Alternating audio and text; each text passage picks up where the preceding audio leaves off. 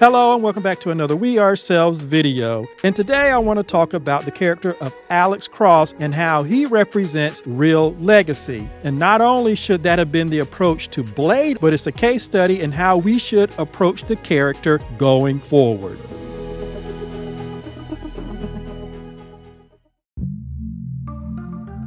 You know, over the holidays, I had a chance to go back and watch a little bit of the Spider-Man No Way Home movie. We all know that this, of course, was a big event movie. You had 3 iterations of Spider-Man as well as 20 years of Sony's cinematic villains show up in one movie. And a lot of people criticized this movie for being all gimmicks and cameo and fan service. But I did a video saying that it wasn't fan service or only fan service. It was brand service. And so when I hear people say that, well, this movie wouldn't have functioned without all that stuff, it's like, yes, that's exactly it. That's why it was designed to do that. Because at the end of that movie, you had 3 viable Spider-Men. The movie made almost $2 billion. So it was a huge success. It was a brilliant move. But one of the things that I talked about in another video in which I talked about legacies versus memorials, particularly when it comes to us in the Black community, was that No Way Home should have ended all arguments when it comes to what is possible and what legacy means, most importantly, to the movie industry. Because when it comes to comic book characters and fictional characters in general, legacy is not one and done. It never is. The true meaning of legacy, something of immense value that is passed down and is of such value that you have to have managers to manage it and what generates profit into the future, that is legacy. I made this comparison when I was talking about Wesley Snipes versus Mahershala Ali. A lot of the people who are really on board for bringing Wesley Snipes back, they aren't just on board for bringing him back, they have very negative things to say about the possibility of a Mahershala Ali Blade. But I know that sometimes always comparing things to Spider-Man No Way Home may not work for some people because after all, those are white actors playing a white character. Recently, it came to my attention that there's a video that talks about Alex Cross and how James Patterson resisted when Hollywood wanted to whitewash the character when they were going to bring it to the movies, and James Patterson told them to go F themselves, and he said no. And the video was brought to my attention by the Dre Mack Show, and shout out to Dre Mack for doing that. And the name of the video was called Hollywood Tried and Failed to Whitewash Alex Cross, and it was put out by the Starstruck TV YouTube channel. One of the things that I noticed is that the person who was talking about the Alex Cross character said correctly that it is a legacy, and it is. Alex Cross first came to cinema and was portrayed by Morgan Freeman in 1997's Kiss the Girls. And then 4 years later, he appeared again as Alex Cross in Along Came the Spider. And then 11 years later, you then had Tyler Perry reprise the character in a movie called Alex Cross. And now in 2024, you have Cross, the TV series on Amazon Prime, and you have Aldis Hodge reprising the character again. And it's a legacy because you have now had multiple iterations of the character on the screen. Legacy means that you have multiple production companies, you have multiple actors, you have multiple writers, directors, periodically come back, reprise, revamp a character, and do it again. Those are productions that generate money into the future. Alex Cross continues to generate money for James Patterson, who created the character. I'm sure book sales go up. I'm sure that Aldis Hodge playing Cross now is probably getting a few people to go and read the books who hadn't read Alex Cross books before.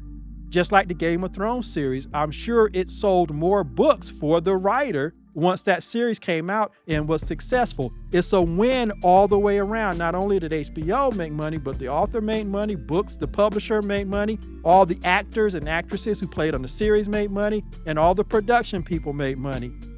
That is what real legacy means to the studios. You have James Gunn, who's coming out with his iteration of Superman. Everybody involved in that production got paid. And if the movie is successful, the studios are going to get paid. That is legacy. So when it comes to Aldis Hodge, and particularly with his character, which is probably going more into the background and the culture of the character, that means you have a whole group of Black actors and actresses who are also getting work, as well as the showrunners, the writers, the directors. All of these people, a lot of whom look like us, are getting paid. Why? Because Alex Cross is a legacy now. And this is what I'm talking about. Blade needs to be a legacy. What we've seen from the industry is once phase 5 of the Hollywood black programming pattern kicked in and they started to sideline Blade, which was a successful series, using Ryan Reynolds again. I don't know why people keep singing this man's praises. When they sidelined Blade, they shuttered and put the Blade movies away in their library for 20 plus years. No new movies with Wesley Snipes or any other actor was done. However, to be fair, we did get a short-lived Blade series in 2006. It starred actor Sticky Fingers as Blade and only lasted 1 season. Then we got a Blade animated series in 2011 through Sony Pictures and Marvel Animation. That show only lasted 1 season. While the TV series took place after the events in the Blade movies, the animated series was a redo of the first film. And even though these series weren't popular enough to survive for multiple seasons, they at least represented a legit legacy.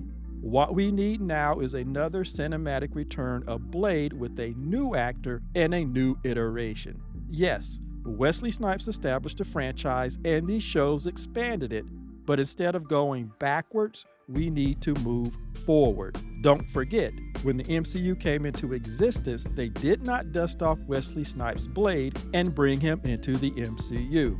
Unlike Hugh Jackman, who continued to portray Wolverine over the past 20 years, Snipes did not. Therefore, it was Mahershala Ali who went to them, Marvel and Kevin Feige, to petition them to revive the Blade cinematic franchise. And Mahershala Ali paid his respects to Wesley Snipes by going and talking to him and getting his blessings.